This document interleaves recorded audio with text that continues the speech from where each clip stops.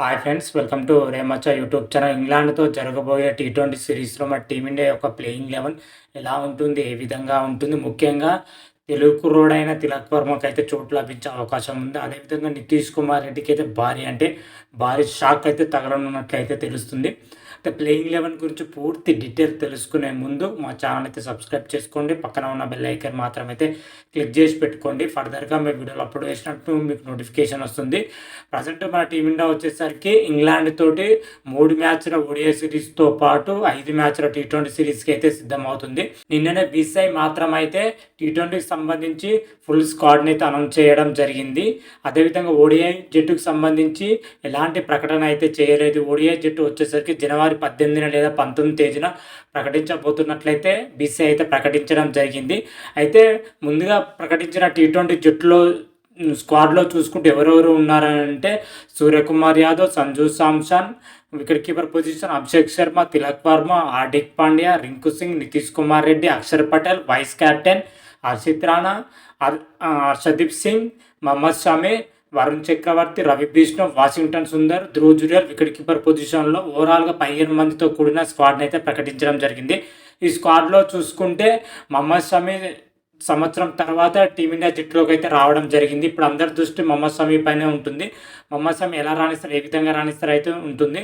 అయితే ఓవరాల్గా 5 మ్యాచ్ల టీ20 సిరీస్లో వచ్చేసరికి టీమిండియా యొక్క ప్లేయింగ్ లెవెన్ ఎలా ఉంటుంది, ఏ విధంగా ఉంటుంది అనేది ఇప్పుడు చాలా ఇంట్రెస్టింగ్ కరంగా అయితే మారిందని చెప్పుకోవచ్చు.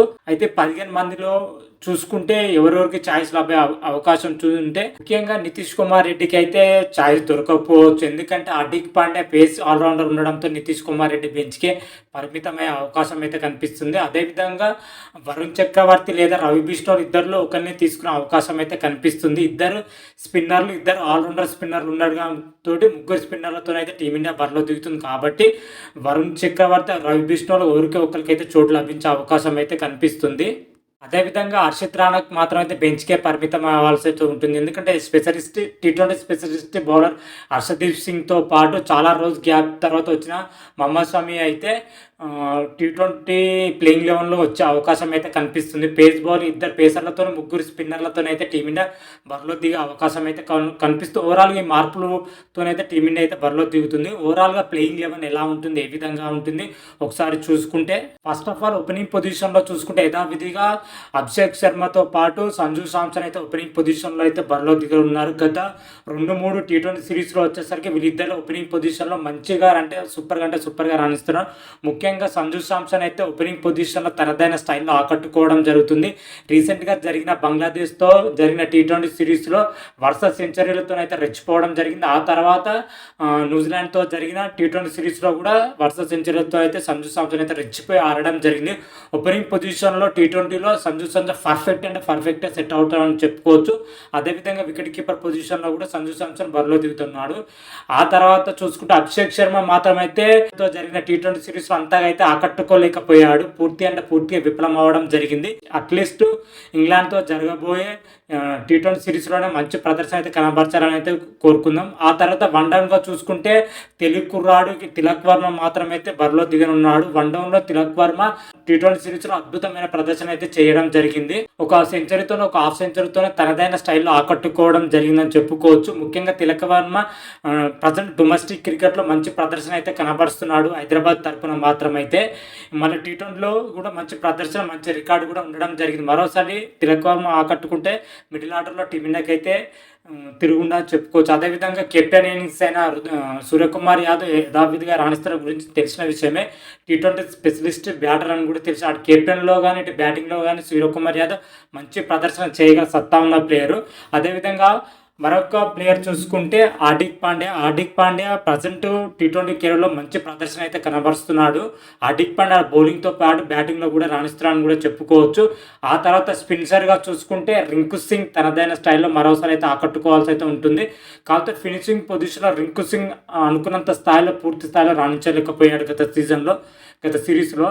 మరి ఈ సిరీస్‌లోనైనా రింకు సింగ్ తన ఫామ్‌ని అయితే అందుకోవాల్సి అయితే ఉంటుంది. అదేవిధంగా అక్షర్ పటేల్‌ను అయితే తీసుకుంటారు. అక్షర్ పటేల్ వైస్ కెప్టెన్‌గా ఈ సిరీస్‌లో అయితే చేయబోతున్నాడు. మరి కొత్తలో అక్షర్ పటేల్ మరి ఏ మేరకు రాణిస్తారో అయితే చూడాలి. ప్రజెంట్ అక్షర్ పటేల్ బ్యాటింగ్‌తో పాటు బౌలింగ్‌లో కూడా మంచి ప్రదర్శన అయితే కనబరచగల సత్తా ఉన్న ప్లేయర్ అని కూడా చెప్పుకోవచ్చు. రీసెంట్ టైంలో టెస్ట్ క్రికెట్‌లో అయినా, ఓడిఐలో అయినా, టీ20లో అయినా మంచిగానే రాణిస్తున్నాడు అక్షర్ పటేల్ మాత్రం అయితే. అదేవిధంగా మరో స్పిన్నర్‌లో చూసుకుంటే రవి బిష్ణు లేదా వరుణ్ చక్రవర్తి ఇద్దరిలో ఒకరిని తీసుకుంటారా? ఇద్దరిని తీసుకుంటారా అయితే చూడాలి. ఎందుకంటే టీమిండియా పిచ్‌లు వచ్చేసరికి స్పిన్‌కి అనుకూలిస్తాయి కాబట్టి ఇద్దరిని స్పెషలిస్ట్ స్పిన్నర్లు తీసుకుంటారా? లేకపోతే ఒకళ్ళు స్పెషలిస్ట్ స్పిన్నర్‌ని తీసుకొని మరొక స్పిన్ ఆల్రౌండర్ వాషింగ్టన్ సుందర్‌ని తీసుకుంటారా అయితే చూడాలి. ఈ ప్లేస్‌లో మాత్రం అయితే కొంత కన్‌ఫ్యూజన్‌గా అయితే ఉంది. అదేవిధంగా పేస్ విభాగంలో చూసుకుంటే హర్షదీప్ సింగ్‌తో పాటు మహమ్మద్ షమి మాత్రమైతే పేస్ బలం అయితే మేరున్నారు. మరి చూద్దాం. ఓవరాల్‌గా టీమిండియా ప్లేయింగ్ 11 మాత్రమైతే ఈ విధంగానే ఉండబోతుంది.